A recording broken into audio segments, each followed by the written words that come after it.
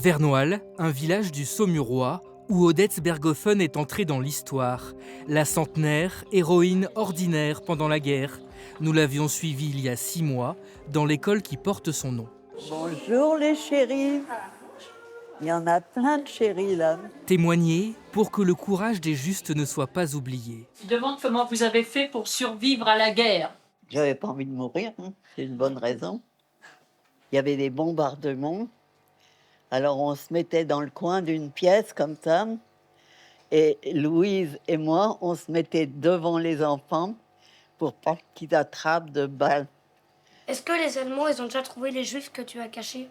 Non. Ben, tu sais, c'est facile de cacher. Hein. Il suffit de pas sortir, hein, d'aller dans une maison et puis on reste là, on bouge pas. On les cachait bien, tu sais. Le 15 juillet 1942, Odette avait 17 ans lorsque l'occupant allemand déploie tout son zèle dans le Maine-et-Loire. À la veille de la rafle parisienne du Veldiv, près de 900 juifs sont arrêtés et conduits à la gare d'Angers. Entassés dans un train de marchandises, le convoi numéro 8, le seul durant la guerre à partir directement de province pour Auschwitz. Des événements qui précipite Odette Berghoffen dans la résistance. L'adolescente, devenue agent de liaison, aide une mère juive à s'enfuir à vélo, lui procure de faux papiers et l'accompagne jusqu'en zone libre, au péril de sa vie.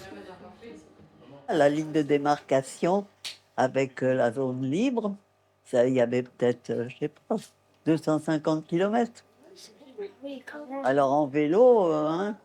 Vous étiez courageuse et sportive.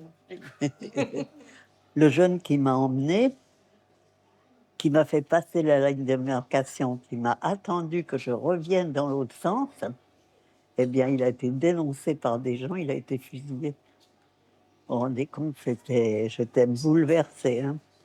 J'allais vraiment travailler qu'avec des gens de grande confiance, quoi. De grande confiance, parce qu'il y avait des salauds. Il y avait des salauds.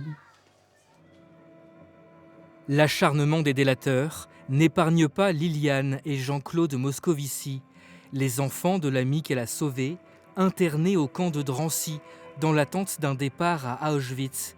Ils n'ont alors que 2 et 6 ans. On a assisté à des suicides. Moi, au moins, j'ai assisté au moins à 3 ou 4 suicides. De gens qui se jetaient du 4e étage sur la dalle. Oui, c'était très dur. Et puis, ma sœur était très mal. Elle pleurait tout le temps. Grâce à l'intervention de son oncle présent dans le camp, Jean-Claude et sa sœur sont sortis miraculeusement. Appelée une nouvelle fois à la rescousse, Odette n'hésite pas une seule seconde. Sa mère m'a dit, va chercher Odette, va chercher les enfants. Le premier truc que j'ai fait, c'est d'aller chercher les enfants et de les ramener en Maine-et-Loire, quoi. Vraiment, c'est incroyable. Hein. Moi, j'avais jamais été à Paris. Hein. Est-ce que vous étiez stressée? Est-ce que vous étiez... Non, non. Bah, si on est stressé, ma chérie, on fait autre chose. Hein. Ou mon chéri.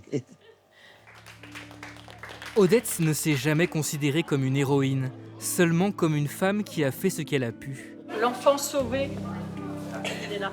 Reconnue juste parmi les nations pour le sauvetage des Moscovici, elle a tissé avec Jean-Claude un lien filial jusqu'à la fin de sa vie.